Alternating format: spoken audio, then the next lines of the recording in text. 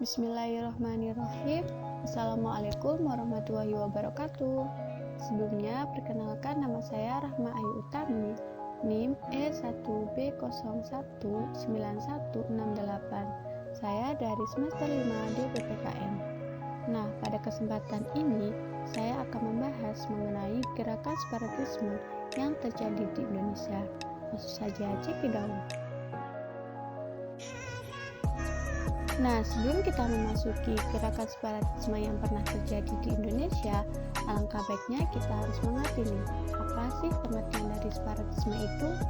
Nah, separatisme berasal dari bahasa Inggris, yaitu separatum, yang berarti terpisah. Sedangkan menurut Kamus Besar Bahasa Indonesia, separatisme adalah paham atau gerakan untuk memisahkan diri atau mendirikan negara sendiri. Nah, separatisme ini adalah suatu gerakan untuk mendapatkan kedaulatan dan memisahkan suatu wilayah atau kelompok manusia dari suatu negara. Gerakan separatisme itu biasanya berbasis nasionalisme atau kekuatan religius. Selain itu, separatisme juga bisa terjadi karena perasaan kurangnya kekuatan politis dan ekonomi suatu kelompok. Nah, di sini ada 6 penyebab dari gerakan separatisme. Yang pertama, ada konflik vertikal, yaitu konflik yang terjadi antara rakyat dengan pemerintah. Nah, di sini jika rakyat tidak percaya dengan pemerintah, maka akan terjadi suatu gerakan separatisme. Atau jika pemerintah itu tidak menjalankan kewenangannya atau menyeleweng dari kekuasaannya, maka akan terjadi gerakan separatisme itu. Nah, yang kedua ada konflik horizontal, yaitu konflik antara rakyat dengan rakyat, kelompok dengan kelompok yang sederajat. Nah, di sini tuh jika rakyat dengan rakyat itu saling gaduh atau bermusuhan, maka akan timbul gerakan separatisme. Yang ketiga ada faktor ekonomi. Krisis ekonomi dan kemanusiaan menjadi alasan utama terjadinya gerakan separatisme. Jika faktor ekonomi melemah, maka rakyat akan merasa kekurangan. Nah, hal itu akan menyebabkan gerakan separatisme. Yang keempat, ada masalah sosial. Nah, adanya pembedaan berdasarkan suku, agama, ras, dan golongan, serta intimidasi terhadap hal-hal tertentu, itu akan memicu atau munculnya terjadinya gerakan separatisme. Nah, jika suatu negara membedakan antara agama satu dengan agama yang lain, suku satu dengan suku yang lain, maka itu akan terjadi suatu gerakan separatisme. Nah, yang kelima ada masalah politik. Contohnya pejabat yang korupsi, yang hanya mementingkan dirinya sendiri dan kelompoknya. Nah, hal itu akan menyebabkan terjadinya gerakan separatisme. Yang keenam, ada lemahnya penegak hukum. Hukum memandang semua masyarakat sama, tidak ada pembedaan terhadap pemberian hukum. Nah, contohnya saja jika pejabat korupsi, maka hukumannya akan sama dengan masyarakat yang korupsi, seperti itu. Nah, di sini ada 3 gerakan separatisme yang pernah terjadi di Indonesia. Yang pertama, pemberontakan Partai Komunis Indonesia di Madiun. Yang kedua, pemberontakan Darul Islam dan Tentara Islam Indonesia.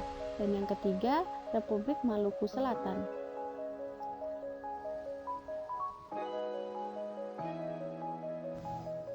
Nah, yang pertama di sini ada pemberontakan Partai Komunis Indonesia yang terjadi di Madiun.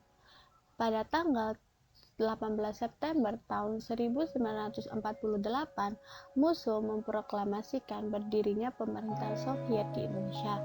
Tujuannya yaitu untuk meruntuhkan Republik Indonesia yang berdasarkan Pancasila dan menggantikannya dengan negara komunis. Di Indonesia sendiri, masyarakatnya itu percaya akan Tuhan, akan keberadaan Tuhan. Nah, makanya Indonesia berlandasan kepada Pancasila, yang dimana ada nilai dasar di dalam Pancasila. Yang pertama itu ketuhanan yang Maha Esa.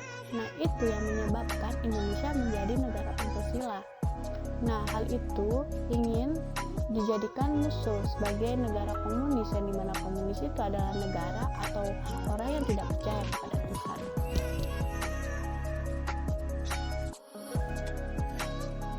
Nah, yang kedua di sini ada pemberontakan Darul Islam dan Tentara Islam Indonesia.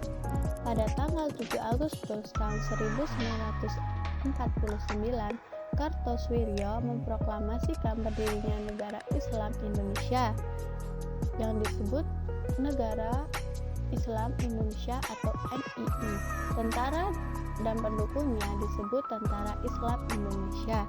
Gerakan Darul Islam ini didirikan oleh Kartosoewirjo, yaitu mempunyai pengaruh yang cukup luas sampai ke Aceh, Jawa Tengah, Kalimantan Selatan, dan Sulawesi Selatan. Hal itu menyebabkan Kartosoewirjo ingin mendirikan negara Islam.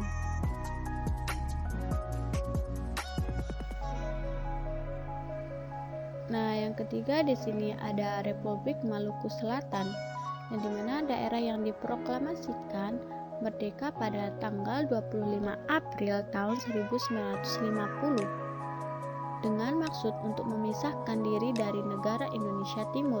Saat itu Indonesia masih berupa Republik Indonesia Serikat. Republik Maluku Selatan ditumpas tuntas pada November tahun 1950.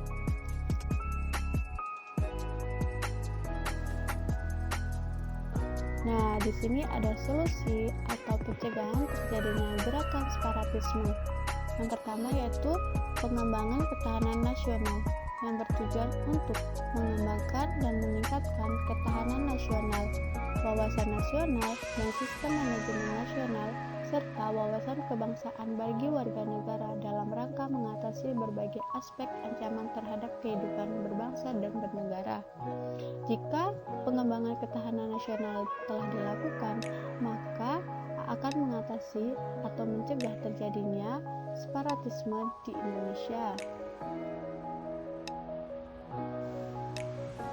Nah, yang kedua di sini ada pengembangan penyelidikan, pengamanan, dan penggalangan keamanan negara yang bertujuan untuk meningkatkan kemampuan profesionalisme intelijen guna lebih peka, tajam, dan antisipatif dalam mendeteksi berbagai ancaman, tantangan, dan hambatan serta gangguan yang berpengaruh terhadap kepentingan nasional untuk mencegah dan menanggulangi separatisme. Nah, yang ketiga di sini ada penegakan kedaulatan dan penjagaan keutuhan wilayah negara Kesatuan Republik Indonesia, yang dimana bertujuan untuk mewujudkan kesiapan operasional dan penindakan ancaman baik berupa invasi atau agresi, baik dari luar dan ancaman dari dalam, baik ancaman militer maupun ancaman non-militer. Nah, yang keempat di sini ada pemantapan keamanan dalam negara yang bertujuan untuk meningkatkan dan memantapkan keamanan dan ketertiban wilayah Indonesia, terutama di daerah rawan seperti wilayah Laut Indonesia, wilayah pembatasan, dan pulau-pulau terluar, serta meningkatkan kondisi aman wilayah Indonesia dari tindak kejahatan separatisme. Nah, yang selanjutnya ada peningkatan komitmen persatuan dan kesatuan nasional yang bertujuan untuk menyepakati kembalinya makna penting persatuan nasional dalam Indonesia. Nah, ada beberapa hal nih yang perlu dilakukan. Yang pertama ada pendidikan politik masyarakat, dua sosialisasi wawasan kebangsaan, dan yang ketiga yaitu upaya perwujudan dan fasilitas berbagai fora dan wacana-wacana sosial politik yang dapat memperdalam pemahaman mengenai pentingnya persatuan berbangsa, mengikis sikap diskriminatif, dan menghormati perbedaan-perbedaan dalam masyarakat. Nah, jika ketiga itu dilakukan, maka akan menjadikan persatuan dan kesatuan nasional. Nah, yang terakhir di sini ada peningkatan kualitas pelayanan informasi publik bertujuan untuk meningkatkan mutu pelayanan dan arus informasi kepada dan dari masyarakat untuk mendukung proses sosialisasi dan partisipasi politik rakyat. Nah, hal yang dilakukan yaitu seperti melakukan upaya-upaya dalam penyediaan informasi yang lebih berorientasi pada permintaan dan kekuatan nyata masyarakat dan upaya memperluas jaringan informasi dan penyiaran publik untuk memproklamasikan nilai-nilai persatuan dan persamaan secara sosial. Nah, jika keenam pencegahan separatisme itu dilakukan, maka negara akan bebas dari gerakan separatisme. Mungkin hanya itu yang dapat saya sampaikan, kurang lebihnya saya mohon maaf. Sekian dan terima kasih. Wassalamualaikum warahmatullahi wabarakatuh.